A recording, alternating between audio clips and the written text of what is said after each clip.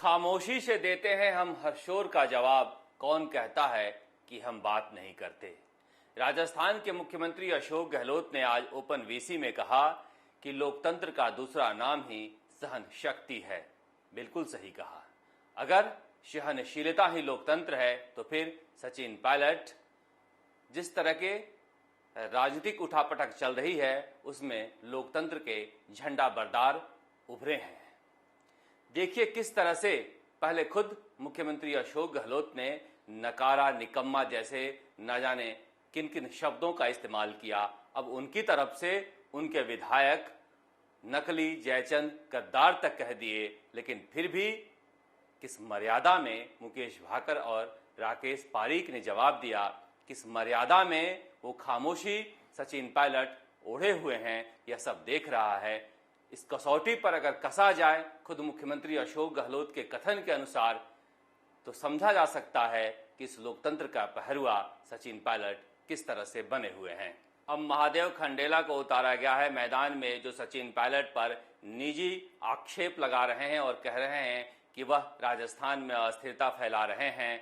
अब ये किसी को समझ में नहीं आ रहा है कि यह बात कहना कि राजस्थान के जिन कांग्रेसी कार्यकर्ताओं ने खून पसीना बहाया है उन्हें राजनीतिक हिस्सेदारी दो, कौन सा राजनीतिक अस्थिरता है। जिस तरह की भाषा खुद मुख्यमंत्री अशोक गहलोत ने सचिन पायलट के लिए इस्तेमाल की, नकारा, निकम्मा और न जाने क्या क्या, उसके बाद उनके गुट के विधायकों ने मीडिया के सामने गद्दार, जयचंद, नकली जैसे शब्दों का इस्तेमाल किया। उसके बावजूद सचिन पायलट खामोश हैं, खामोशी को अपना हथियार बनाए हुए हैं। यही तो सहन शक्ति है, यही तो सहनशीलता है। मुख्यमंत्री अशोक गहलोत को देखना चाहिए और समझना चाहिए कि सहनशील कौन है, सहन शक्ति किसमें ज्यादा है, लोकतंत्र का पहरुआ कौन बना हुआ है, कौन बिलो द बेल्ट आरोप लगा रहा है, कौन आग बबूला होकर गलत शब्दों का इस्तेमाल कर रहा है और कौन धैर्य रखे हुए है। विधायक वेद सोलंकी ने कहा कि मुख्यमंत्री अशोक गहलोत तो हमारे लिए कलयुग के भगवान बन चुके हैं। जब तक उनमें आस्था है हम मांग करते रहेंगे, जिस दिन नास्तिक हो जाएंगे अपना रास्ता अलग ले लेंगे। जिस तरह के आरोप लगाए जा रहे हैं उन आरोपों पर और कोई क्या कह सकता है। इसके विपरीत मुकेश भाकर ने जिस मर्यादा में रखकर जवाब दिया, निश्चित रूप से वह तारीफ काबिल है।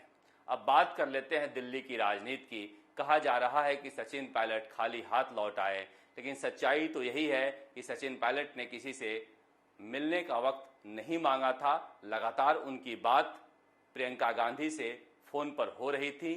प्रियंका गांधी दिल्ली लौटती तो मुलाकात हो जाती, लेकिन प्रियंका गांधी दिल्ली नहीं थी, दिल्ली नहीं लौट रही थी, इसलिए सचिन पायलट जयपुर चले आए। अब उनके बारे में सोशल मीडिया पर इस तरह से फैलाया जा रहा है कि उनकी मुलाकात किसी गांधी परिवार से नहीं हुई, जबकि सच्चाई यह है कि अजय माकन से मीटिंग में जो कुछ तय हुआ उसकी जानकारी गांधी परिवार को है और गांधी परिवार मेरे सूत्रों के अनुसार मुख्यमंत्री अशोक गहलोत को उसके इम्प्लीमेंटेशन के लिए कह रहा है।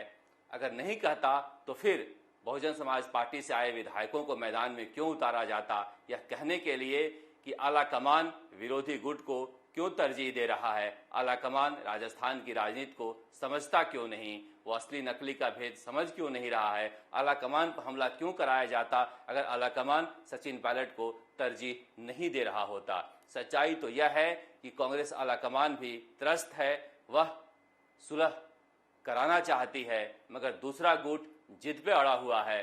कांग्रेस के आलाकमान की नजरों में उनकी भी कलई खुल रही है कि किस तरह से राजस्थान की राजनीति पर एक गुट कब्जा किए हुए है और जो लोग 6 सालों तक संघर्ष कर रहे थे उन्हें सत्ता में हिस्सेदारी नहीं देना चाहते हैं। कांग्रेस आलाकमान को लगातार बहुजन समाज पार्टी से आए विधायकों के जरिए उनकी औकात बताई जा रही है। यह देखा जा सकता है कि राजस्थान के कांग्रेस की राजनीति में किस तरह से दोनों ही गुट आपस में संघर्ष कर रहे हैं और कांग्रेस आलाकमान समझौता कराना चाहता है, उसके बावजूद बेबस पड़ा हुआ है। तो यह देखने का वक्त कांग्रेसियों के लिए है कि कौन राजस्थान में कांग्रेस पार्टी को अस्थिर कर रहा है और कौन राजस्थान में कांग्रेस पार्टी के कार्यकर्ताओं की हक की लड़ाई लड़ रहा है। राजस्थान तक के लिए जयपुर से शरद कुमार।